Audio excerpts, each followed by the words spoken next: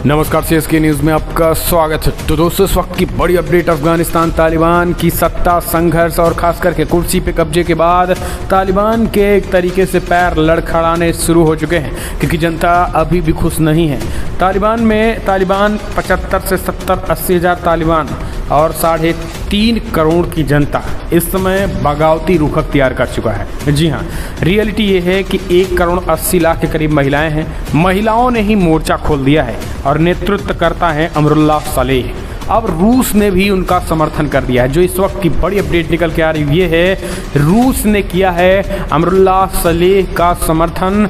पंजशीर घाटी में तालिबान के खिलाफ बताया सुलग रही विद्रोह की ज्वाला।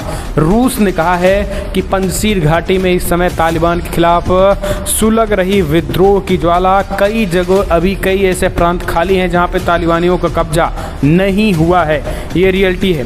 दरअसल आनन फानन में जल्दबाजी में कहीं ना कहीं एक तरीके से हम कह सकते हैं कि चाइना तालिबान ने काबुल पे तो कब्जा कर लिया, लेकिन उसके बावजूद अभी भी अफगानिस्तान के ऐसे कई प्रांत हैं जहाँ पे कब्जा तालिबानियों का नहीं हो पाया है। अब उन इलाकों से एक तरीके से क्रांतिकारी विचारधारा के लोग सामने आ रहे हैं। इस बीच सबसे बड़ी बैठक बुलाई गई है, उसमें रूस ने भी उसका समर्थन कर दिया है। दरअसल तालिबान के खिलाफ फोर्स इकट्ठा होनी शुरू हो चुके हैं।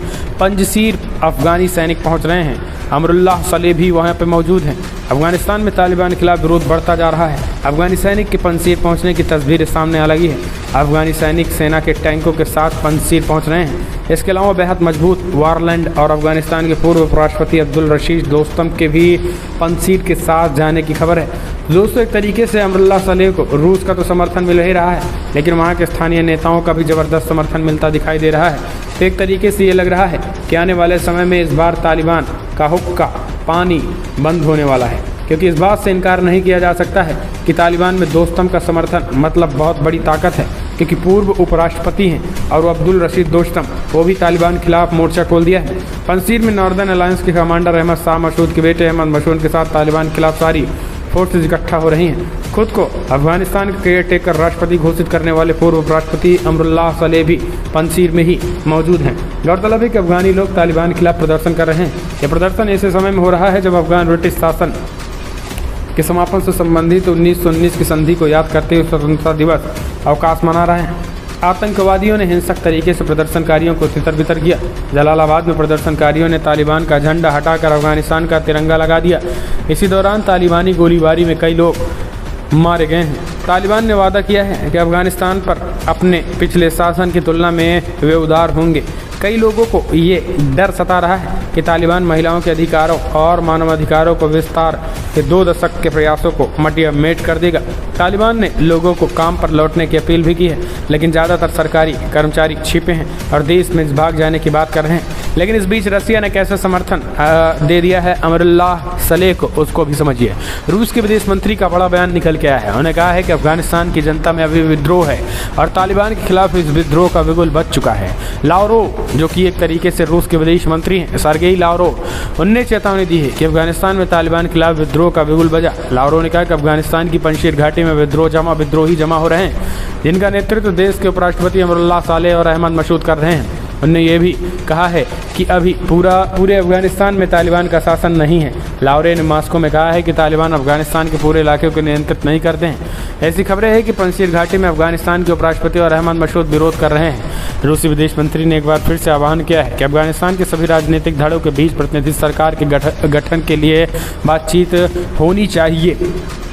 तो ये रूस की तरफ से कहा गया है। उन्होंने कहा है कि अफगानिस्तान के सभी राजनीतिक धड़ों के बीच प्रतिनिधि सरकार के गठन के लिए बातचीत होनी चाहिए। तो बस आप इस चीज़ के बात से समझ सकते हैं कि विपक्ष को, अफगानिस्तान के विपक्ष को रूस के विदेश मंत्री जो है एकजुट होने की बात कह रहे हैं। दरअसल अफगानिस्तान की पंजशीर घाटी फिर से विद्रोह का केंद्र बन गई और ये घाटी चारों तरफ से पहाड़ों से घिरी है।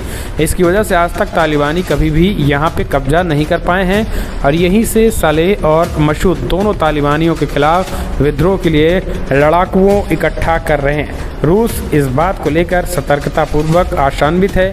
विद्रोहियों से बातचीत की जाए ताकि हिंसा की 5 पूर्व सोवियत संघ के देश उज़्बेकिस्तान और तजाकिस्तान तक न पहुँचे, इस बात को सुनिश्चित करना है। लेकिन रशिया ने कहा है कि कम से कम अफगानिस्तान के जो विपक्षी है राजनीतिक धड़ों के बीच एक प्रतिनिधि सरकार बननी चाहिए और प्रतिनिधि सरकार का एक नेता बनना चाहिए और नेता के नेतृत्व में तालिबानियों से आज़ादी की मांग होनी चाहिए।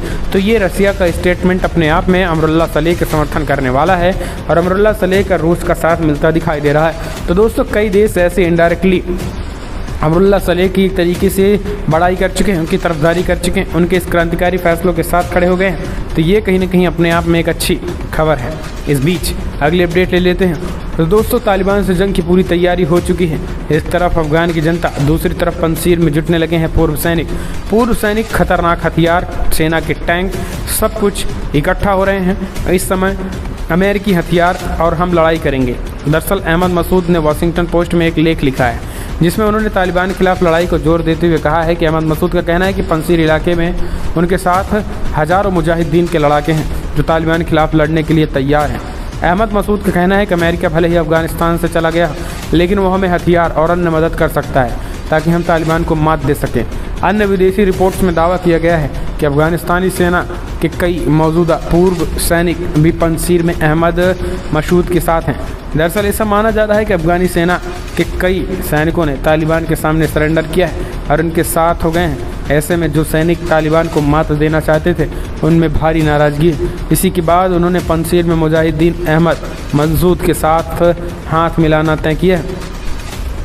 ये बड़ी अपडेट अमेरिकी सेना से हाथ साजो सामान और हथियार की सप्लाई मांग कर रहे हैं। इस बीच आपको बता दें तालिबान के जो देश अफ़गानिस्तान उससे तालिबानियों ने इस्लामिक अमीरात घोषित कर दिया है और इस बीच उसका जो चीफ है वो काफ़ी ख़तरनाक है, हैबतुल्लाह अंखुदजादा जो है इसके हाथों में देश की कमान हो चुकी है। जी हाँ, दरअसल इसके बारे में समझिए।